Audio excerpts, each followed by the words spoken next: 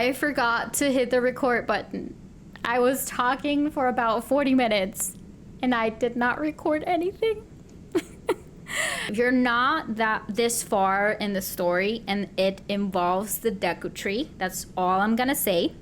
Then you may come back afterwards if you don't want to get any spoilers. Today I want to share with you how I managed to beat him easier, I guess. We are inside the chasm of the Deku Tree. Now, as you are landing inside of the chasm, you want to look for this particular platform. Let me start by pointing out, please summon any sages that you have available. They are going to help you. The Gloom hands, they do tend to grab you, of course, and they will most likely grab one of the sages. I feel bad that we're using them that way, but Tooling, for example, he is a great shot, so he will be landing critical hits here and there, so they are very useful. That's the first thing. In terms of weapons, I will encourage you to try to find a single hand or one hand weapon, because if you grab one of the big weapons, they're heavy and they're slow. Yes, they do make a little bit more damage, like this one that I have 40 with the black Lysalfo's horn. But I don't think it's convenient. The best way would be to use a one-handed sword. Okay, faster and it's better.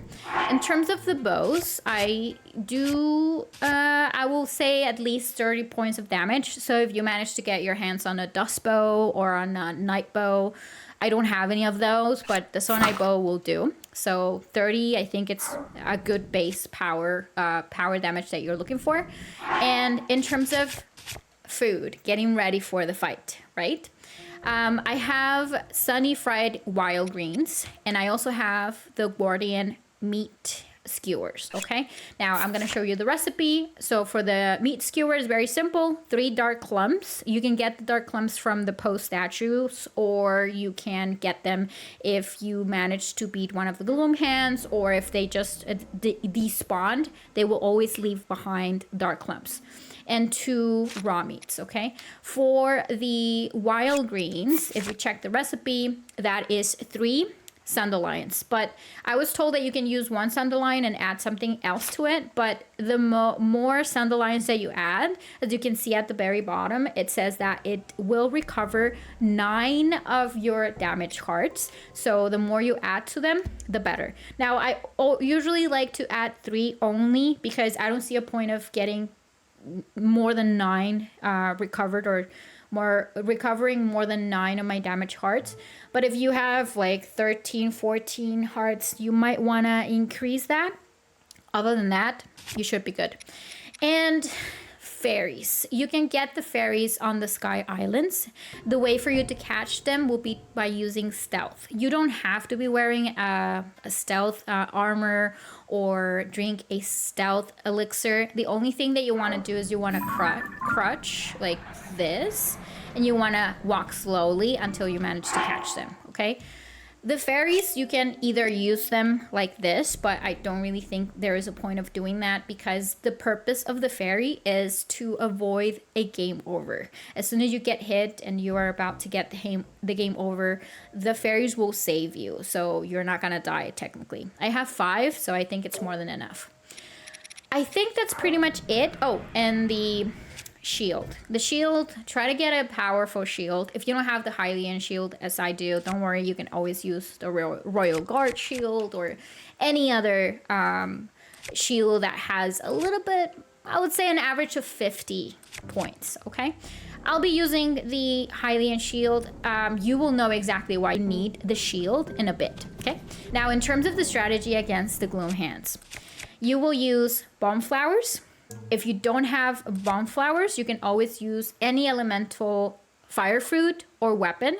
But I have seen or noticed that the fire fruit tend to make more damage, and the reason for that is because the fire is pretty much damaging them, not only your arrow, but also the fire is going to be doing damage to them. So I find it's more effective.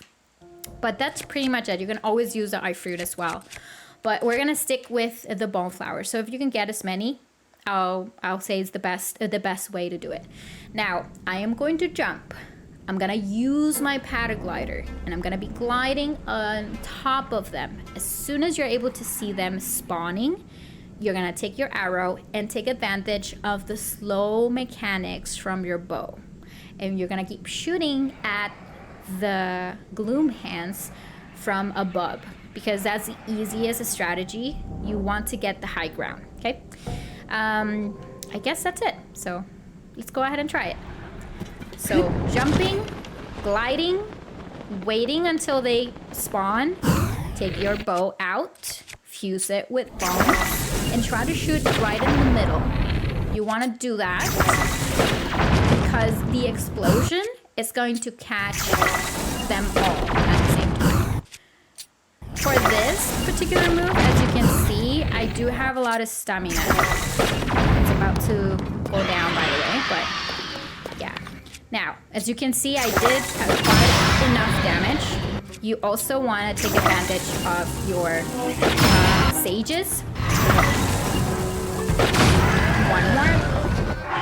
And there we go. I'm going to pause a little bit. But that's how you beat the Gloom hands, okay? Now, for our next contestant, of course, is Phantom Ganon. Now, before I try to do this, so you want to use either Flurry Rushes or Flurry Rush and the Perfect Guard. I suck at Flurry Rush with Phantom Ganon, to be honest with you. I am better doing a Perfect Guard. Now, the Flurry Rush, you simply do a backflip or a side flip as he's about to hit you. So it's about timing, right? But I prefer the Perfect Guard. To do the Perfect Guard, you're gonna wield your shield, and while he's about to hit you, you're gonna press A so you can start doing this with the shield, but the other way around. And that's gonna give you that advantage of hitting him. You wanna lure him at you so that he can do that, and you can activate the Perfect Guard. I am not gonna land all of them. I am not that good at it, but let's try. You wanna practice a little bit before he gets close to you, and boom, that didn't work. So let's try it again. There we go. And you keep hitting him until... I forgot to eat the meat skewer, so the good thing is I can always pause and do it, right? So let's do it. I have 8 minutes. That will give you bone resistance. There we go. Keep doing it. Hit until rinse and repeat until you get him. So let's go. Yeah, that's gonna happen a lot. Come on. There we go. Okay. One of my hearts went out from the Gloom resistance. There we go. Okay. Almost a half his HP. Killing. Let's do it. There we go. Okay. One more. Okay. I've been landing all of them and I can't believe myself. Come on, one more time. I always get nervous, to be honest with you, but... If you keep doing it, rinse and repeat, you're gonna have him in no time. It's valley damage. Okay. It's gonna break on me. Okay. There we go. I'm gonna use this one. But it's slow, unfortunately. And the shield doesn't work.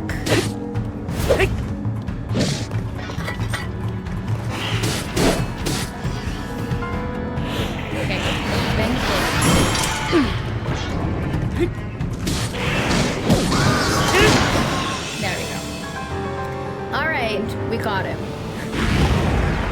That's why I don't like two-handed sword. They're super heavy and super slow. You can't use your shield, and if you can't Perfect Guard, there's no way you're gonna be able to beat him that fast or easy, I'll say.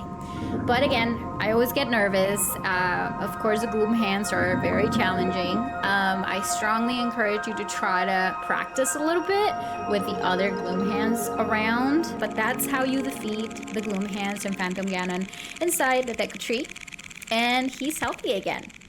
That's it.